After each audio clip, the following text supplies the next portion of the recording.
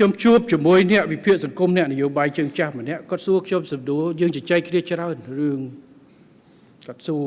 ដេញដោលរឿងប្រទេសជាតិរឿងសេដ្ឋកិច្ចរឿងសង្គមព្រំដែនអីផ្សេងប៉ុន្តែគាត់ត្រឡប់សួរខ្ញុំពីរសួរទី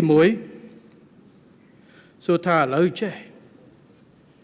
មានបញ្ញវន្តនៅក្រៅប្រទេសនៅក្នុងប្រទេសច្រើនដែលមិននៅក្នុងរដ្ឋាភិបាលទេហើយគេចង់ជួយជាគំនិតចង់ជាយោបល់ទៅលើប្រធានបទបច្ចុប្បន្នដែលគេចាប់អារម្មណ៍តើខ្ញុំទទួលអត់ខ្ញុំថាខ្ញុំមិនដែលអត់ទទួលទេបើមានហេតុផលត្រឹមត្រូវកុំតែជេរយកអត់ស្ដាប់ទេបាទវិភាគច្បាស់លាស់ផ្អែកលើមូលដ្ឋានអត់ចាំបាច់ស្របទេហើយខ្ញុំចង់បាននៅចំណុចខ្វះខាតដើម្បីពង្រឹងអានឹងល្អជាងចំណុចស្របខ្ញុំដឹងគោលនយោបាយខ្ញុំដឹងទិសដៅហើយខ្ញុំក៏ចង់បានការវាយតម្លៃមួយអញ្ចឹងស្វាគមន៍ទាំងអស់ការអប់រំការបើកចិត្តការទទួលយកនិងការគោរពគ្នាទៅវិញទៅមកគឺជាកិច្ចការសំខាន់មិនថានាយករដ្ឋមន្ត្រីជាមួយនឹងអ្នកស្រាវជ្រាវធម្មតាត្រូវតែយើងបើកការអប់រំសីលធម៌នៃការសុខដុមនីយកម្មដែលអាចារ្យផ្សព្វផ្សាយបាទដូចខ្ញុំនិយាយបើនិយាយមានហេតុផលមួយខ្ញុំនិយាយតែបើជេរខ្ញុំអត់ស្ដាប់ទេព្រោះស្ដាប់ទៅអីនាំតែក្តៅឆេវអញ្ចឹងអ្នកដែលបង្កើតកំហឹងខ្លួនឯងចេញមកជេរយើងឲ្យយើងក្តៅយើងបរាជ័យអញ្ចឹងកុំស្ដាប់ហ្មងឲ្យឆេះខ្លួនឯងតែបើនិយាយមានហេតុផលហើយមិនចាំបាច់ស្របមិនចាប់ត្រូវដាក់មកគោលនយោបាយខ្ញុំដោះយ៉ាងម៉េចតើមានបញ្ហាយ៉ាងណាកន្លែងណាខ្ញុំបញ្យល់បានយើងជជែកគ្នាអញ្ចឹងយើងទទួលបាទកុំស៊ីអារម្មណ៍ជាមួយខ្ញុំអត់លុយទេបើជាអ្នកវិភាគមានតល័យកច្បាស់បើសិនជាមានអ្នកសង្គមប្រជាពលរដ្ឋខ្ញុំស្ដាប់គាត់ដាក់សារតាម Facebook ខ្ញុំទទួលកន្លែងណាយើងធ្វើបានយើងមានឧត្តមក្រុមប្រឹក្សាពិគ្រោះយោបល់ថ្ងៃមុនទៅជួប35គណៈបកមកគាត់ប្រាប់គាត់តំណាងគណៈបកផ្សេងតែគាត់មកប្រជុំគាត់ដាក់របាយការណ៍ជាប្រចាំមកខ្ញុំក្រៅពីប្រជុំ6ខែរបាយការណ៍ជាប្រចាំខ្ញុំពិនិត្យមើលពាក់ព័ន្ធវិស័យណាខ្ញុំចារឯកភាពហើយខ្ញុំបញ្ជូនទៅឲ្យរដ្ឋមន្ត្រីក្រសួងនោះដើម្បីយកធាតុផ្សំនឹងយកទៅកន្លែងណាគាត់ប្រើបានគាត់យកទៅព្រោះអានឹងជាគេជួយយើងហើយបាទរាជរដ្ឋាភិបាលត្រូវការទុកចិត្តពីប្រជាពលរដ្ឋទុកចិត្តមិនតតែយើងដឹងថាគាត់ចង់បានអីជួនកាលយើងទៅសួរអត់ប្រាប់ទេបាទថ្ងៃមុនខ្ញុំឲ្យរដ្ឋមន្ត្រីអាដាមឆៃរដ្ឋសែនទៅសិក្សានៅកន្លែងស្ពានមួយដែលប្រជាជនចង់សង់តែខ្ញុំឲ្យគិតមើលឲ្យច្បាស់កន្លែងហ្នឹងវាមានចំណុចវិជ្ជមាននិងអវិជ្ជមានបើសិនជាសង់ស្ពានការឆ្លងកាត់វាបានប៉ុន្តែវាអាចបង្កើតទៅហានិភ័យការទន្ទ្រាននៅខាងមុខហើយបាត់សេដ្ឋកិច្ចអ្នកនៅកន្លែងនេះ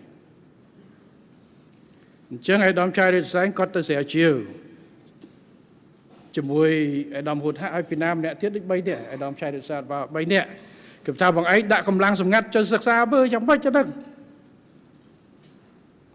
ដល់ខ្ញុំសួរគាត់ថាគាត់ទៅខ្លួនឯង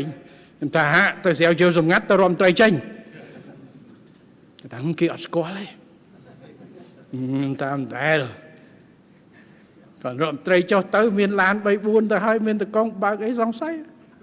តែអាចគាត់លាក់ខ្លែងភេទគាត់ថាអត់ទេទៅតែ3នាក់បើកខ្លួនឯងអញ្ចឹងទៅមើលទៅអ្នកនៅនោះគេថាចង់បានស្ពានហើយភាគច្រើនអ្នកចង់បានស្ពានដែលយើងសិក្សាទៅគឺអ្នកទៅពីក្រៅប្រទេសចរប៉ុន្តែដល់យើងបញ្ជូនក្រុមមួយដើរតួជា NGO ចុះស្រាវជ្រាវតំបន់ហ្នឹងទៅសួរអ្នកកន្លែងនោះទៅដែរប្រជាជនមួយចំនួនគាត់បារម្ភ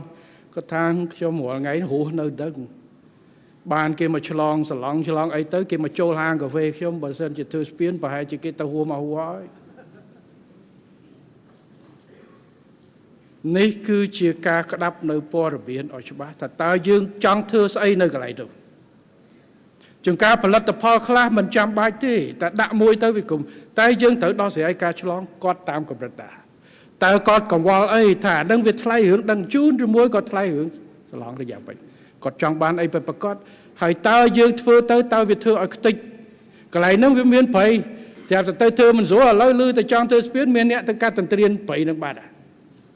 តិចទៀតអស់អញ្ចឹងអ្នកនៅក្នុងគាត់ភ័យអញ្ចឹងអាស្រ័យទៅលើការប្រមូលព័ត៌មានដែលយើងចង់នេះគឺជាគុណធម៌នយោបាយដែលយើងត្រូវបង្កើតសំណួរទី2ក៏សួរខ្ញុំថាសម្ដេចឃើញសម្ដេចនិយាយរឿងទី1ថាស្វាគមន៍សម្ដេចចុះចំពោះអ្នកនយោបាយដែលមាននិន្នាការបកផ្សេងតើសម្ដេចព្រមធ្វើការងាររួមវប្បធម៌សន្តិនិកខ្ញុំប្រាប់ថាចេះខ្ញុំហៅគាត់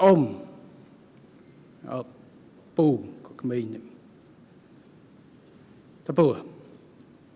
ពូមើលណាគណៈបព្វជិជនបង្រួមទេនយោបាយជ្រះមិនមែនដោយសារការបិទច្រក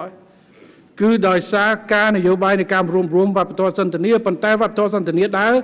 តលតែមានការស្មោះត្រង់ប្រកាន់គុណធម៌គោរពគ្នាទៅវិញទៅមកកុំចាប់ដៃគ្នានៅពេញឡើងទៅដល់បរាំងជេរ